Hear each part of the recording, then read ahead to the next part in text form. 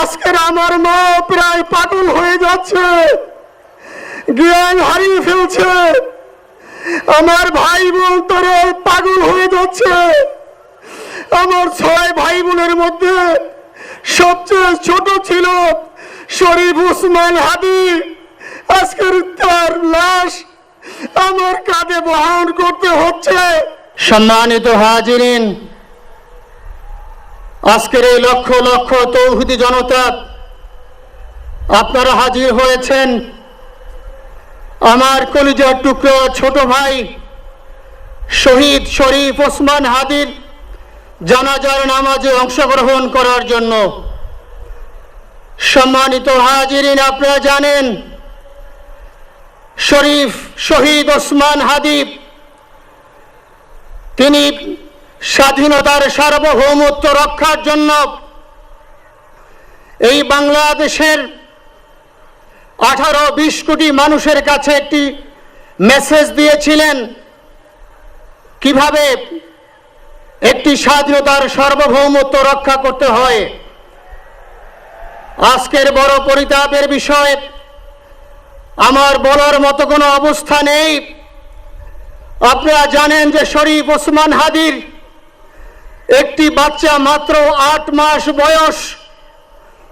ওর বাচ্চা যখন জন্ম হয়েছে আমাকে বলেছেন, ভাই আমার বাচ্চার জন্য একটি নাম নির্বাচন করেন, যেই নামের মধ্যে বিপ্লবী চেতনা থাকবে। আমার সন্তানের জন্য একটি নাম নির্বাচন করেন, যেই নামটা সাহসিকতার পরিচয় বহন করবে। আমি অনেক যাচাই বাছাই করে ওর সন্তানের নাম দিয়েছিলাম ফিরিনাস, বিপ্লবী এবং সাহসী।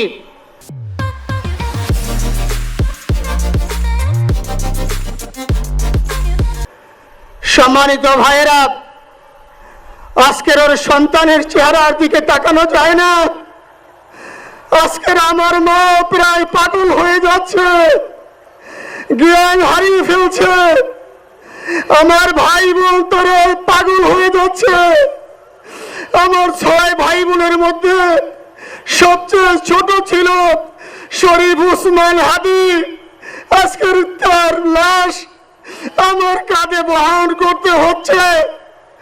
আজকের আপনাদের কাছে আমার কোনো দাবি নেই, শুধু একটি দাবি। 7 থেকে 8 দিন হয়ে গেল দিবালোকে প্রকাশ্যে রাজধানী ঢাকায় জুমার নামাজের পরে খুনি প্রকাশ্যে গুলি করে যদি পার পেয়ে যায়, এর চেয়ে লজ্জার আমাদের আর কিছু নাই। যদি বর্ডার পাস হয়ে যায়, 5 থেকে 7 ঘন্টা সময় তারা কেমন করে গেল, এই প্রশ্ন জাতির কাছে রেখে গেলাম। আমার কোনো চাওয়া পাওয়া নাই। আমার ভাই ওসমান হাদি শহীদ হয়েছে, ওর শহীদি তামান্না ছিল। আপনারা ওর বক্তব্য শুনেছেন, আপনারা শহীদ ওসমান হাদির টক শো শুনেছেন। ও সব সময় শহীদি তামান্না করত।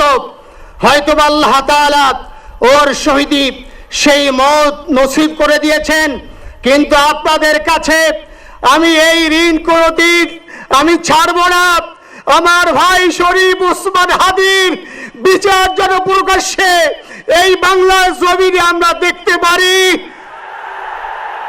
ভাইয়েরা আমার, 7-8 দিন হলো, এখনো পর্যন্ত আমরা কিছুই করতে পারলাম না।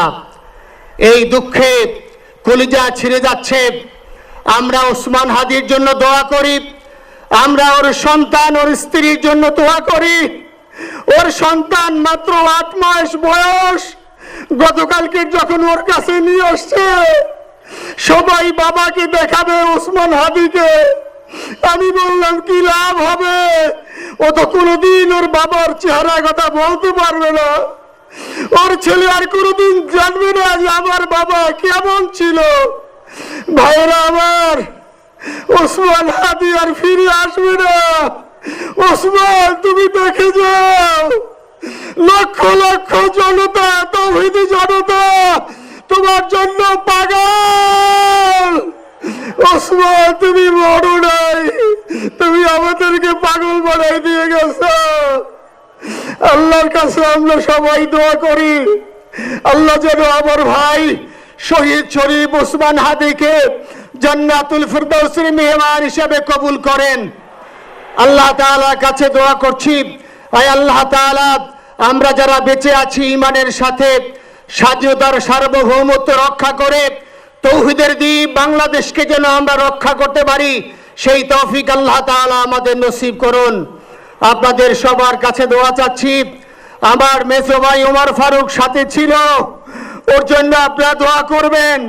আমার ছোট বোন মাসুমা অ্যাবনর্মাল হয়ে গেছে, তাকে চিকিৎসা করাচ্ছি, ডাক্তাররা বলছে অনেক বেশি সমস্যা।